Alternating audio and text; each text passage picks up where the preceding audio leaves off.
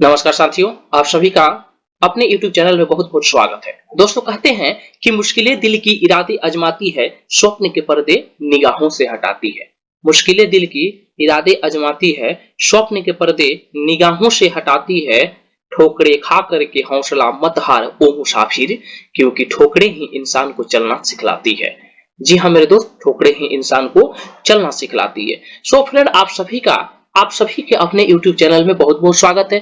दोस्तों, जैसा कि आप सभी थंबनेल देखकर आए हुए हैं कि क्लास 10th के उर्दू माध्यम के विद्यार्थी जिन्हें हिंदी जो सब्जेक्ट जो होता है, जो हिंदी सब्जेक्ट की जो सब्जेक्ट की पढ़ाई करते हैं, उसके भावार्थ को यानी अध्याय नंबर 1 यानी उस अध्याय का नाम है तू जिंदा है तो जिंदगी की जीत में यकीन कर। इस कविता को लिखे हैं लेखक शंकर शैलेंद्र जी।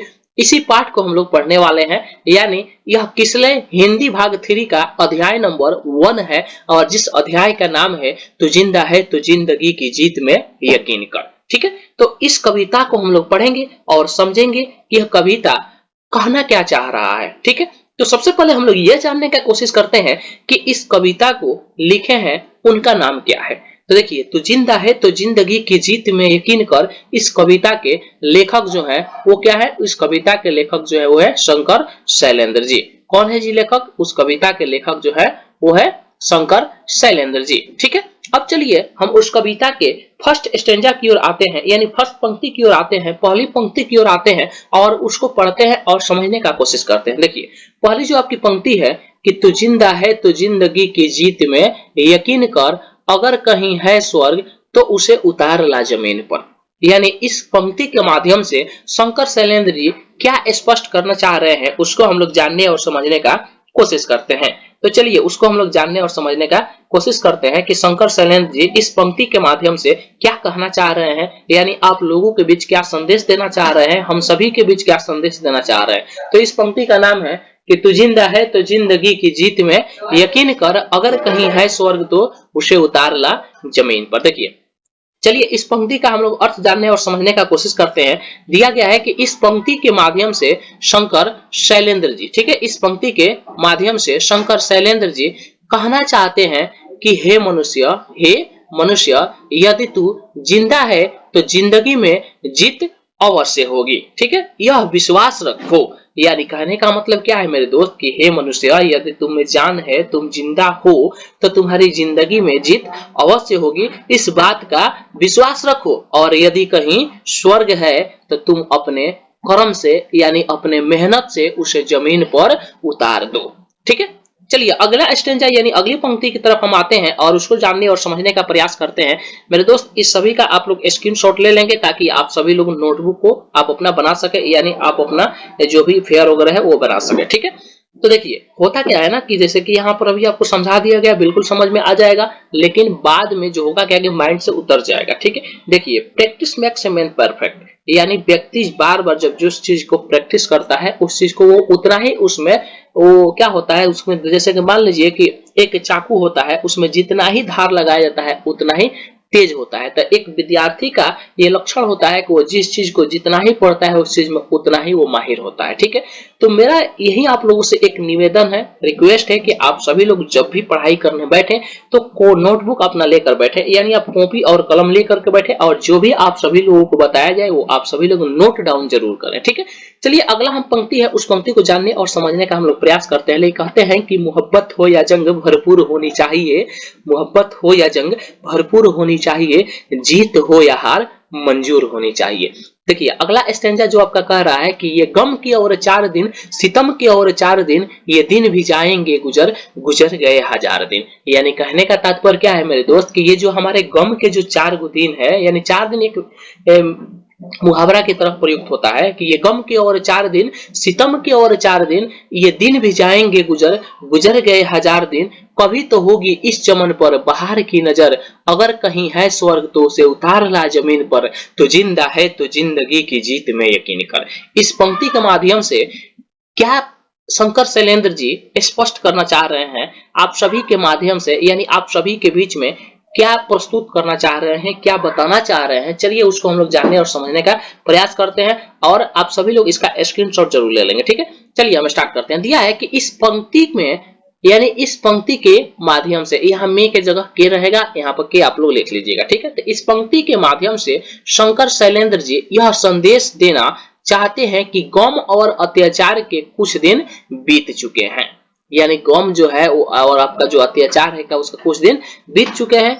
आज के दिन भी यदि तुम दुख में हो तो वो दिन भी गुजर जाएंगे, क्योंकि दुख के 1000 दिन बीत चुके हैं। यानी कहने का तात्पर्य क्या है मेरे दोस्त कि इस पंक्ति के माध्यम से शंकर शैलेंद्र जी आप सभी लोगों के बीच यह संदेश देना चाह रहे हैं कि गम और अत्याचार, यानी कोई भी व्यक्ति होता है, यानी किसी भी व्यक्ति के जीवन में कभी गम आता है तो कभी सुखी आता है तो कभी वो दुखी भी रहता है, ठीक है, और वो कभी अत्याचार से भी पीड़ित रहता है। तो जो भी आपके जिंदगी में, किसी व्यक्ति के जिंदगी में गम और अत्याचार जो आता है और फिर चला जाता है, ये रुकने वाला चीज नहीं है। ये जो जरूरी नहीं है, ये कोई जरूरी नहीं है कि जिस व्यक्ति को हमेशा दुख हो रहा है उसको हमेशा दुखी होगा, और जो व्यक्ति हमेशा सुखी में है वो हमेशा सुखी में ही रहेगा, ये कोई जरूरी नहीं है। तो वही कह रहे हैं कि गम और अत्याचार के कुछ दिन बीत चुके हैं। आज के दिन भी यदि तुम दुख में हो तो वो दिन भी गुजर जाएंगे, क्योंकि दुख के 1000 दिन बीत चुके हैं। यानी आज के दिन यानी दुख में हो, यानी इसके कहने का मतलब क्या हुआ कि इसके पीछे से, यानी आप मान लीजिए कि दुख आपके समीप आया होगा तो आया होगा और चला भी गया होगा, फिर आया होगा, तो यानी दुख के 1000 दिन बीत चुके हैं। इस जिंदगी में कभी ना कभी तो बाहर आएगा ही।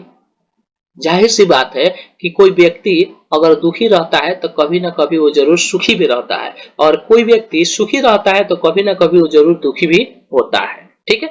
तो अपने सुकर्म से, यानी सुकर्म मतलब होता है मेरे दोस्त अच्छे कर्म से, इसलिए आप सभी लोगों को ब्रैकेट में लिख दिया गया है ताकि किसी भी प्रकार से, मेरा उद्देश्य यही है कि आप सभी लोगों के बीच बेहतरीन से बेहतरीन नॉलेज को देना, यानी किसी भी प्रकार से आप सभी लोगों को समझने में कोई कठिनाई ना हो, ठीक है। तो यानी कह रहा है कि तू अपने सुकर्म से, यानी अच्छे कर्म से स्वर्ग को पृथ्वी पर ला सकते हो। यदि तू जिंदा है तो जिंदगी की जीत में यकीन करो और विश्वास करो और स्वर्ग को पृथ्वी पर उतार दो, ठीक है। अगला जो स्टेंजा आपका कह रहा है कि सुबह और शाम के रंगे हुए गगन को चूमकर तू सुन जमी गा रही है कब से झूम झूम कर। यानी इसके कहने का मतलब क्या है मेरे दोस्त, चलिए हम इस पूरे पंक्ति को पढ़ लेते हैं और जानने और समझने का कोशिश करते हैं कि सुबह और शाम के रंगे हुए गगन को चूमकर तू सुन जमी गा रही है कब से झूम झूम कर, तू आ मेरा सिंगार कर, तू आ मुझे हसीन कर, अगर कहीं है स्वर्ग तो उतार ला जमीन पर, तो जिंदा है तो जिंदगी की जीत में यकीन कर। यानी इसके पंक्ति के माध्यम से शंकर शैलेंद्र जी क्या स्पष्ट करना चाहते हैं, यानी इस पंक्ति के माध्यम से क्या संदेश देना चाहते हैं, चलिए हम लोग जानने और समझने का कोशिश करते हैं। तो देखिए इस पंक्ति के माध्यम से, किस पंक्ति के माध्यम से, यानी जो ये पंक्ति, यानी इस पंक्ति, यानी जो बताया गया है आप सभी लोगों को, अभी जो आप सभी लोगों के बीच में प्रस्तुत किया गया, जिस पंक्ति की बात की गई वो पंक्ति क्या है मेरे दोस्त। तो चलिए उस पंक्ति को हम लोग फिर से एक बार पढ़ने का कोशिश करते हैं। देखिए कह रहा है कि सुबह और शाम के रंगे हुए गगन को चूमकर तू सुन जमी गा रही है कब से झूम झूम कर, तू आ मेरा सिंगार कर, तू आ मुझे हसीन कर, अगर कहीं है स्वर्ग तो उतार ला जमीन पर, तो जिंदा है तो जिंदगी की जीत में यकीन कर। इस पंक्ति के माध्यम से शंकर शैलेंद्र जी कहना चाहते हैं कि सुबह और शाम लाल रंग से रंगे हुए गगन को चूमकर जमीन झूम झूम कर गाती है। यानी कहने का मतलब क्या हुआ मेरे दोस्त, जब भी आप सुबह में, यानी जहां से सूरज का उदय होता है, यानी सूर्य का उदय होता है, यानी सूर्य जब उगना स्टार्ट करते हैं, तो वहां पर आप सभी लोग देखे होंगे कि जब वो उगना स्टार्ट करते हैं तो वहां पर लालिमा लगी हुई रहती है, यानी लाल रंग से गगन लगता है कि ऐसा आसमान में लाल रंग से एकदम छा गया है, यानी रंगा गया है, ठीक है। तो सुन जमी गा रही है कब से झुमझुम कर, यानी इस पंक्ति के माध्यम से शंकर शैलेंद्र जी कहना चाह रहे हैं कि सुबह और शाम जब भी, यानी सूरज का जब सूर्योदय होता है, यानी सूरज जब डूब जाते हैं, तो वहां पर भी आप देखते हैं कि जब डूबते समय भी लालिमा छा जाती है, ठीक है। तो वही कह रहा है कि सुबह और शाम, यानी सुबह भी लालिमा होती है और शाम के भी समय में लालिमा होती है, तो उसी लाल रंग के लगे हुए गगन को चूमकर, यानी जो गगन मतलब होता है आसमान, उसको चूमकर जमीन झूम झूम कर गाती है, अर्थात सुख और दुख दोनों एक समान रहने वाले आकाश को देखकर पृथ्वी आनंदित हो जाती है। उसी प्रकार हे मानव तुम भी मुझे आनंदित कर दो, अगर कहीं स्वर्ग है तो उसे उतार कर जमीन पर ला दो, यदि तू जिंदा है तो जिंदगी की सफलता पर विश्वास रखो। चलिए आगे हम लोग जानने और समझने का प्रयास करते हैं कि अगला स्टेंजा क्या है। ठीक है, यानी अगली पंक्ति क्या है। कह रहा है कि हजार भेष घर के आई मौत तेरे द्वार पर, यानी इसके कहने का मतलब क्या हुआ कि हजार भेष घर के आई मौत तेरे द्वार पर, मगर तुझे छल न सकी, चली गई वो हार कर, नई सुबह के संग सदा, तुझे मिली नई उम्र, अगर कहीं है स्वर्ग तो उतार ला जमीन पर, तो जिंदा है तो जिंदगी की जीत में यकीन कर। यानी इस पंक्ति के माध्यम से शंकर शैलेंद्र जी क्या स्पष्ट करना चाहते हैं, चलिए उसको हम लोग जानने और समझने का कोशिश करते हैं। तो देखिए कह रहा है कि इस पंक्ति के माध्यम से शंकर शैलेंद्र जी यह संदेश देना चाहते हैं कि हे मनुष्य, क्या, हे मनुष्य, दुख हजार रूप धारण कर तेरे द्वार पर आई, लेकिन वो हार कर चली गई। नई सुबह तुम्हें प्रतिदिन आकर नई उम्र प्रदान करती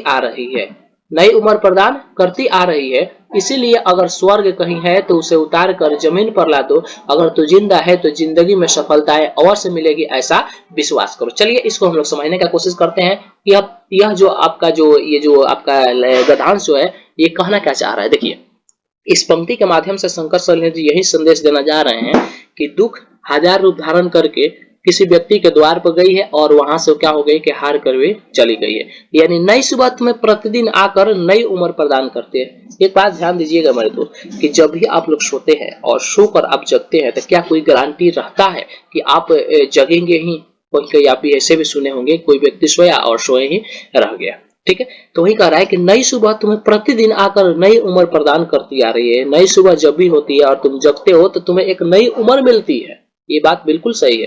इसलिए अगर स्वर्ग कहीं है तो उसे उतार कर जमीन पर ला दो, ऐसा विश्वास करो। ठीक है, उसके बाद कह रहा है कि हमारे कारवां को मंजिलों का इंतजार है, ये आंधियां ये बिजलियों की पीठ पर सवार है, तू आ कदम मिला के चलेंगे एक साथ हम, अगर कहीं है स्वर्ग तो उतार ला जमीन पर, तो जिंदा है तो जिंदगी की जीत में यकीन कर। चलिए इसको जानने और समझने का प्रयास करते हैं। तो इस पंक्ति के माध्यम से शंकर शैलेंद्र जी कहना चाह रहे हैं कि हमारे काफिला मतलब होता है मानव समुदाय। क्या होता है? मानव समुदाय को मंजिलों का इंतजार है, और जो आंधियां और बिजलियां यानी बिजलियों यानी दुख ही दुख, आंधियां और बिजली यानी दुख ही दुख के पीठ पर सवार होकर आगे बढ़ रहे हैं, तू भी बढ़ो और कदम से कदम मिलाकर अपने मंजिलों को हम सब एक साथ प्राप्त करेंगे। अगर स्वर्ग कहीं है तो तुम उसे उतार कर जमीन पर ला दो, यदि तू जिंदा है तो जिंदगी की जीत में सफलताएं जरूर मिलेगी, ऐसा विश्वास रखो। यहाँ पर ऐसा विश्वास रखो। ठीक है, अगला जो स्टेंजा कह रहा है उसको हम लोग जानने और समझने का कोशिश करते हैं। देखिए कह रहा है कि जमी के पेट में पली अगन, पले हैं जल जले, टीके न टिक सकेंगे भूख रोग के स्वराज्य ये, मुसीबतों के सर कुचल चलेंगे एक साथ हम, अगर कहीं है स्वर्ग तो उतार ला जमीन पर। ठीक है, अगर कहीं है स्वर्ग तो उतार ला जमीन पर। इस पंक्ति के माध्यम से शंकर शैलेंद्र जी क्या कहना चाह रहे हैं उसको हम लोग जानने और समझने का प्रयास करते हैं। देखिए इस पंक्ति के माध्यम से शंकर शैलेंद्र जी यह बताना चाहते हैं कि जमीन के गर्भ में आग और भूकंप दोनों पलते हैं, लेकिन धरती मां कभी घबराती नहीं है।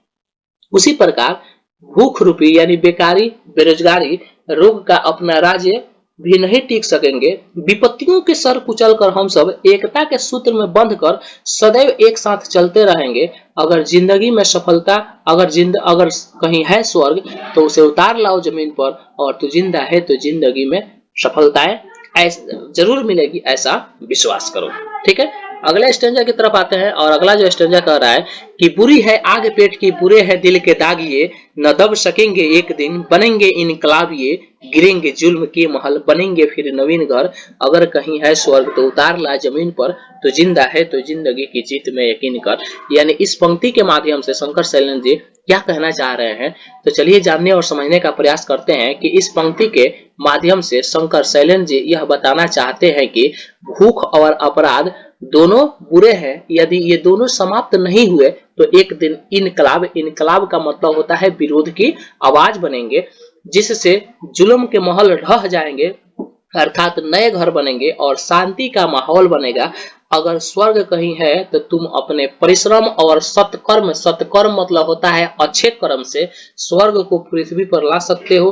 हे मानव, यदि तू जिंदा है तो जिंदगी में सफलताएं जरूर मिलेगी, इस बात पर विश्वास रखो।